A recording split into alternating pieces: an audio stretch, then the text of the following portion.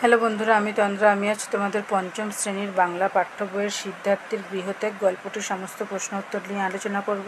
তার আগে আমার চ্যানেলকে অবশ্যই লাইক, কমেন্ট ও শেয়ার করো ও আমার চ্যানেলকে অবশ্যই সাবস্ক্রাইব করো, যাতে আমার চ্যানেলের সমস্ত ভিডিওগুলি সবার আগে পেতে পারো। দেখো, সিদ্ধার্থের গৃহত্যাগ গল্পটি কার লেখা? গল্পটি অবনীন্দ্রনাথ ঠাকুরের লেখা।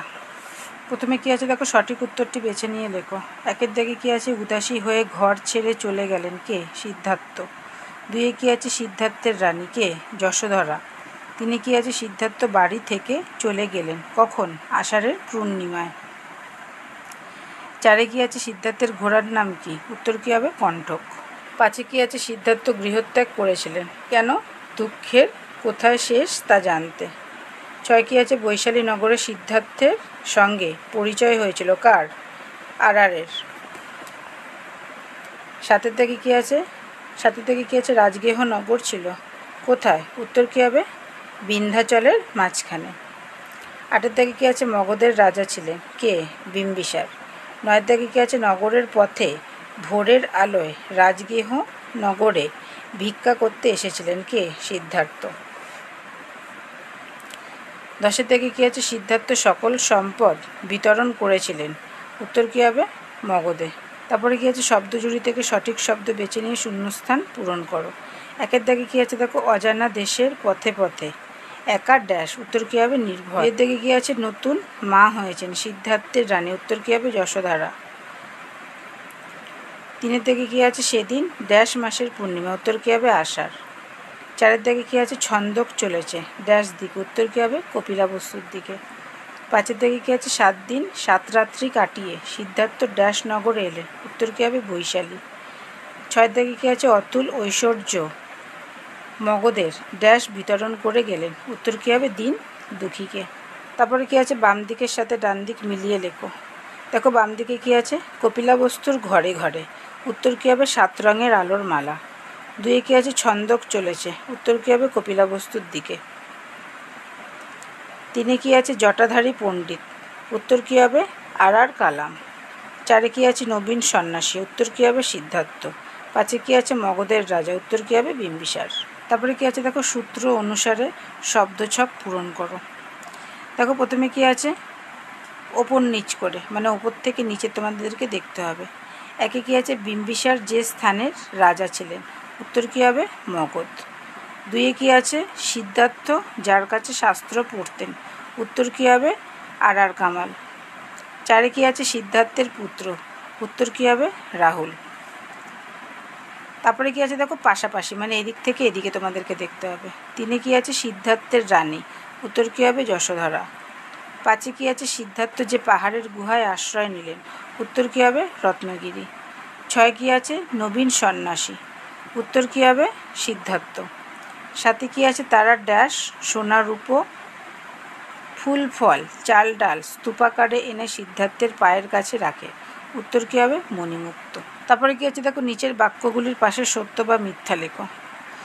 একে কী আছে দেখো? রাজা শুদ্ধোধন ছেলের নাম রাখলেন রাহুল। উত্তর কী হবে? মিথ্যা।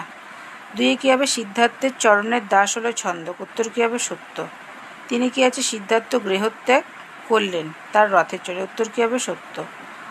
চারে কী আছে? মহাপণ্ডিত আর কালামের কাছে শাস্ত্র শিক্ষা করেও দুঃখ জয়ের সন্ধান পেলেন না সিদ্ধার্থ। উত্তর কী হবে? সত্য। পাঁচে কী আছে? মগধের রাজা হলেন শুদ্ধোধন। উত্তর কী হবে? মিথ্যা। ছয় কী আছে? সিদ্ধার্থ রত্নগিরি পাহাড়ের গুহায় আশ্রয় নিয়েছিলেন। উত্তর কী হবে? সত্য। সাথে কী আছে? নবীন সন্ন্যাসীর শান্ত করুণ মাখা মুখ দেখে মগধবাসী আপ্লুত হলো। উত্তর কী হবে? সত্য। তারপর কী আছে দেখো? একটি বাক্যে উত্তর দাও। একে কী আছে? নতুন মা কে হয়েছে। উত্তর কী হবে? নতুন মা হয়েছেন সিদ্ধার্থের রানী যশোধরা। দুয়ে কী আছে দেখো? রাহুলকে। উত্তর কী হবে? রাহুল হলো সিদ্ধার্থ ও যশোধরার পুত্র। তিনি কী আছে? সিদ্ধার্থ কোথায় চলে গেলেন। উত্তর কী হবে? সিদ্ধার্থ ঘোড়ায় চেপে চলে গেলেন অমানা নদীর তীরে। চারে কী আছে? অমানা নদীর অপর নাম কি। উত্তর কী হবে? অমানা নদীর অপর নাম নমা। কেউ বা বলে অনমা, কেউ বা ডাকে অনমা। পাঁচে কী আছে? সিদ্ধার্থ কাকে নিজের সোনার চাদর দিয়েছিলেন। উত্তর কী হবে? অনামা নদীর তীরে যে জেলেটি ছোট একখানি জাল নিয়ে মাছ ধরছিল সেই জেলেটিকে সিদ্ধার্থ নিজের সোনার চাদরটি দিয়েছিলেন। 6 কি আছে, রাজগৃহ নগর কোথায় অবস্থিত? উত্তর কী হবে, রাজগৃহ নগর মগধে অবস্থিত। 7 কী হবে, সিদ্ধার্থ পাহাড় থেকে এসে কি বললেন? উত্তর কী হবে, সিদ্ধার্থ পাহাড় থেকে নেমে এসে নগরের পথে ভিক্ষা দাও বললেন। 8 কী আছে, কারা নিষেধ শুনবে না? উত্তর কী হবে, রাজগৃহ নগরের সাধারণ মানুষেরা, ছেলে মেয়ে, দোকানি, পশারি, এমনকি ভিখারিরা নিষেধ শুনবে না। তারপরে কি আছে দেখো, নিচের প্রশ্নগুলির উত্তর দাও 2-3টি বাক্যে। 1 কী আছে দেখো, কিছুতেই আর সিদ্ধার্থ মনকে সংসারের দিকে ফিরিয়ে আনতে পারলে না। কোন প্রসঙ্গে কথাগুলি বলা হয়েছে? কি সিদ্ধার্থের মনকে আর সংসারের দিকে ফেরাতে পারল না? উত্তর কী হবে দেখো, অবনীন্দ্রনাথ ঠাকুরের লেখা সিদ্ধার্থের গৃহত্যাগ গল্পে একদিন রথ ফিরিয়ে সিদ্ধার্থ ঘরে এলেন বটে, কিন্তু তার মন সেই দিন থেকে রাজমন্দিরে সোনার স্বপন মোড়া ঘরে বাধা থাকতে চায় না। সে তার উদাসী মন নিয়ে ঘর ছেড়ে চলে যেতে চান বহু দূরে। এ প্রসঙ্গে কথাগুলি বলা হয়েছে। পরের উত্তরটা কী হবে দেখো, সিদ্ধার্থের রানী যশোধরা নতুন মা হয়েছেন। তার নতুন মুখের মধুর হাসি, ফুলের মতো নতুন ছেলের কচি মুখ, এসব কোনো কিছুই তার মনকে আর সংসারের দিকে ফেরাতে পারল না। 2 কী আছে দেখো, সেদিন আষাঢ় মাসের পূর্ণিমা। সেদিন কি ঘটেছিল? উত্তর কী হবে দেখো, সেদিন আষাঢ় মাসের পূর্ণিমা। গভীর রাতে রাজপুরে সবাই যখন ঘুমিয়ে রয়েছে, আলো নিভিয়ে গান থামিয়ে সিদ্ধার্থ তার ঘোড়া চালক ছন্দককে ডাকলেন যে আমার ঘোড়া নিয়ে এসো। ছন্দক হলেন সিদ্ধার্থের চরণের দাস, যার কাছে সিদ্ধার্থের কথাই ছিল শেষ কথা। 3 কী আছে দেখো, কেন সিদ্ধার্থ গৃহত্যাগ করেছিলেন? উত্তর কী হবে দেখো, সিদ্ধার্থ গৌতম বা বুদ্ধ সংসার জন্ম মৃত্যুর চক্র থেকে মুক্তি পেতে এবং সকল মানুষের দুঃখের অবসান ঘটাতে চেয়েছিলেন। এই কারণে তিনি 29 বছর বয়সে তার রাজকীয় জীবন, স্ত্রী ও একমাত্র পুত্রকে ত্যাগ করে সত্যের সন্ধানে, অর্থাৎ দুঃখ কী তা জানতে ঘোড়ায় চেপে চলে গেলেন গৃহত্যাগ করে। 4 দাগে কী আছে দেখো, সেখানে 7 দিন 7 রাত্রি কাটিয়ে সিদ্ধার্থ বৈশালী নগরে এলেন। কোথায় সিদ্ধার্থ 7 দিন 7 রাত্রি কাটালেন? বৈশালী নগরে এসে তিনি কি করলেন? উত্তর কী হবে দেখো, গৃহত্যাগ করার পর সিদ্ধার্থ ঘোড়ায় চেপে অনামা নদীর পাড়ে চলে যান। সিদ্ধার্থ নদীর যে পাড় থেকে নামলেন সে পাড়ে ভাঙন জমিও, আর যে পাড়ে উঠলেন সে পাড়ে ঘাটের পথ ঢালু হয়ে একেবারে জলের ধারে নেমে এসেছে। গাছে গাছে ছায়া করা পথ, সবুজ ঘাট, বনের ফুল দিয়ে সাজানো বনপথ, তারই তলায় ঋষিদের আশ্রম। সেখানেই 7 দিন 7 রাত কাটিয়ে সিদ্ধার্থ আসেন বৈশালী নগরে। পরের উত্তরটা কী হবে দেখো, বৈশালী নগরে জটাধারী মহাপণ্ডিত আর কালামের আস্তানা, যেখানে তিনি 300 চেলা নিয়ে থাকেন। সিদ্ধার্থ তার কাছে শাস্ত্র পড়লেন, ধ্যান আসন যোগযাগ মন্ত্রতন্ত্র শিখলেন, কিন্তু দুঃখকে কিসে জয় করা যায় তার সন্ধান পেলেন না। 5 দাগে কী আছে, এখানে দেখো সিদ্ধার্থ হবে কিন্তু সিদ্ধান্ত লেখা।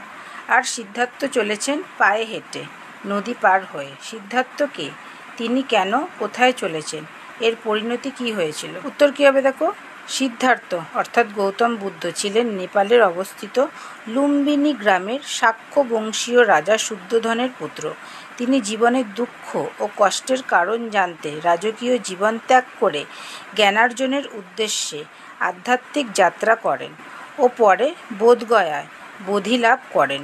গৌতম বুদ্ধই ছিলেন বৌদ্ধ ধর্মের প্রতিষ্ঠাতা। পরের উত্তরটা কী হবে দেখো, তিনি দুঃখ ও কষ্টের কারণ জানতে, অর্থাৎ দুঃখের শেষ কোথায় তা জানার জন্য ঘোড়ায় চেপে চলেছেন অনামা নদীর পাড়ে নিজ পরিবার ত্যাগ করে। তারপর উত্তরটা কী হবে দেখো, এর পরিণতি হিসেবে তিনি বহু বছর ধরে এদিকে ওদিকে ঘুরে নানা স্থানে তপস্যা করে জ্ঞান লাভ করে শেষে বিহারের বোধগয়ায় একটি বড় পবিত্র ডুমুর গাছের নিচে বসে বোধিলাভ করেন, যে গাছটি এখন বোধিবৃক্ষ নামে পরিচিত। 6 দাগে কী আছে দেখো, তারা নিষেধ মানবে না, মানা শুনবে না। কারা নিষেধ শুনবে না, কেন তারা নিষেধ শুনবে না? দেখো এর প্রথম উত্তরটা কারা নিষেধ শুনবে না, এটা তোমরা এর আগে আমি 8 দাগে যেটা উত্তরটা লিখিয়েছি সেটাই তোমরা লিখতে পারো। আমি আর একবার বলে দিই, এই যে 8 দাগে কী লিখিয়েছিলাম, রাজগৃহ নগরের সাধারণ মানুষেরা, ছেলে মেয়ে, দোকানি, পশারি, এমনকি ভিখারিরাও নিষেধ শুনবে না। এই উত্তরটাই তোমরা লিখবে। আর তার পরের উত্তরটা দেখো কী হবে। সিদ্ধার্থ যখন পাহাড় থেকে নেমে নগরের পথে ভিক্ষা দাও বলে এসে দাঁড়ান, ঘুমন্ত নগর চোখ মেলে নবীন সন্ন্যাসীকে দেখে তারা মুগ্ধ হয়ে যায়। কারণ এত রূপ, এমন করুণামাখা হাসি মুখ, এমন আনন্দ দিয়ে গড়া সোনার শরীর, এমন শান্ত দুটি চোখ, এক হস্তে অভয় দিয়ে অন্য হাতে ভিক্ষে চেয়ে চরণের ধুলোয় রাজপথ পবিত্র করে কেউ তা কোনোদিনে সে নগরে আসেনি। তাই সাথের দিকে কী আছে দেখো। সিদ্ধার্থ ভিক্ষার সমস্ত জিনিস নিয়ে কি করলেন?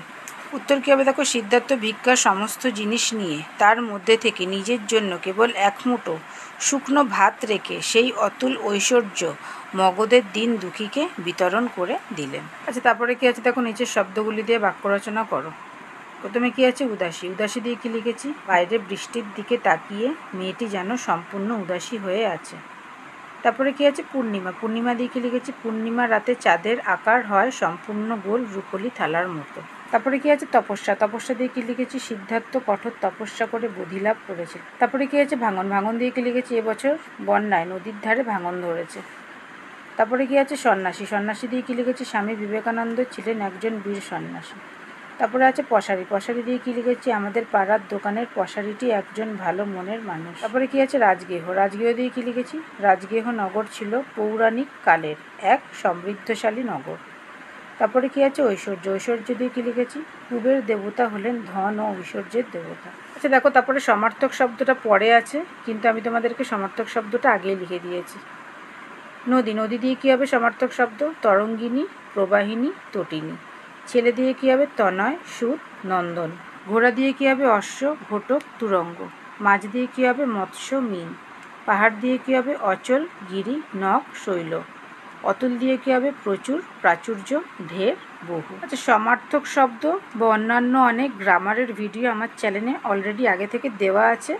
তোমরা চাইলে সেখান থেকেও ইম্পর্টেন্স যত রকমের সমার্থক শব্দ হয় বা অন্যান্য গ্রামার চাইলে দেখতে পারো, বা তোমাদের কোনো রকম গ্রামারের যদি প্রয়োজন হয় কোনো টপিকের, আমাকে কমেন্ট করো, আমি তোমাদের জন্য তার জন্য একটা ভিডিও করে দেবো। তারপরে কী আছে দেখো। পথ পরিবর্তন করো। প্রথমে কী আছে? উদাসী। উদাসীর কী হবে? উদাস। আনন্দর কী হবে? আনন্দিত। সংসারের কী হবে? সাংসারিক। গভীরের কী হবে? গভীরতা। পাথরের কী হবে? পাথুরে। ঘুমন্ত ভয়ের কী হবে? ঘুমের ভয়। নবীন কী হবে? নবীনা। লজ্জা কী হবে? লজ্জিত। শূন্য কী হবে? শূন্যতা। তারপরে কী আছে দেখো। নিচের শব্দগুলির বিপরীত শব্দ লেখো। প্রথমে কী আছে? অজানা। অজানার কী হবে? জানা। নতুনের কী হবে? পুরানো। পূর্ণিমার কী হবে? অমাবস্যা। অন্ধকারের কী হবে? আলো। দক্ষিণের কী হবে? উত্তর। আশ্রয় কী হবে? নিরাশ্রয়। জয় কী হবে? পরাজয়। নবীন কী হবে? প্রবীণ। তারপরে কী আছে? নিচের শব্দগুলির লিঙ্গ নির্ণয় করো। রথ কী হবে? ক্লীবলিঙ্গ। সিদ্ধার্থ কী হবে? পুংলিঙ্গ। মা কী হবে? স্ত্রীলিঙ্গ। রানী কী হবে? স্ত্রীলিঙ্গ। সহচরী কী হবে? স্ত্রীলিঙ্গ। ঘরবাড়ি কী হবে? ক্লীবলিঙ্গ। রাজা কী হবে? পুংলিঙ্গ। চেলা কী হবে? উভয়লিঙ্গ। সন্ন্যাসী কী হবে? পুংলিঙ্গ। দিন দুঃখী কী হবে? উভয়লিঙ্গ। শেষে কী আছে দেখো। নিচের বাক্যগুলি থেকে ক্রিয়াপদ খুঁজে বের করো। একে কী হবে? রথ ফিরিয়ে সিদ্ধার্থ ঘরে এলেন বটে। এখানে ক্রিয়াপদ কোনটি? এলেন। দুই কী আছে? আর আঁকড়ে পড়ে রইলেন রাজা শুদ্ধোধন। এখানে ক্রিয়াপদ কোনটি? পড়ে রইলেন। তিনে কী আছে? সেখানে ঘাট নেই, কেবল পাথর আর কাটা। এখানে নেইটা হচ্ছে ক্রিয়াপদ। চারে কী আছে? রাজা বিম্বিসার পথে এসে দাঁড়িয়েছিলেন। এসে দাঁড়িয়েছিলেনটা হচ্ছে ক্রিয়াপদ। পাঁচে কী আছে? তারা নিষেধ মানবে না, মানা শুনবে না। এখানে মানবে না, শুনবে নাটা হচ্ছে ক্রিয়াপদ। ছয় কী আছে? সেই অতুল ঐশ্বর্য মগধের দিন দুঃখীকে বিতরণ করে গেলেন। এখানে বিতরণ করে গেলেনটা হচ্ছে ক্রিয়াপদ। তারপরে কী আছে দেখো। সিদ্ধার্থের চরিত্রটি সংক্ষেপে লেখো। দেখো, এখানে পুরো চ্যাপ্টার পড়ে বা প্রশ্ন উত্তর করে তোমরা যা বুঝলে সেটার উপরে ডিপেন্ড করে তোমরা সিদ্ধার্থের চরিত্রটি সংক্ষেপে লেখার চেষ্টা করো। তোমাদের মধ্যে কারোর যদি কোনো রকম প্রবলেম হয় আমাকে কমেন্ট করো, আমি তোমাদের জন্য এটা লিখে দেবো। ভিডিওটি ভালো লাগলে অবশ্যই আমার চ্যানেলকে লাইক, কমেন্ট ও শেয়ার করো, ও আমার চ্যানেলকে অবশ্যই সাবস্ক্রাইব করো। Thank you.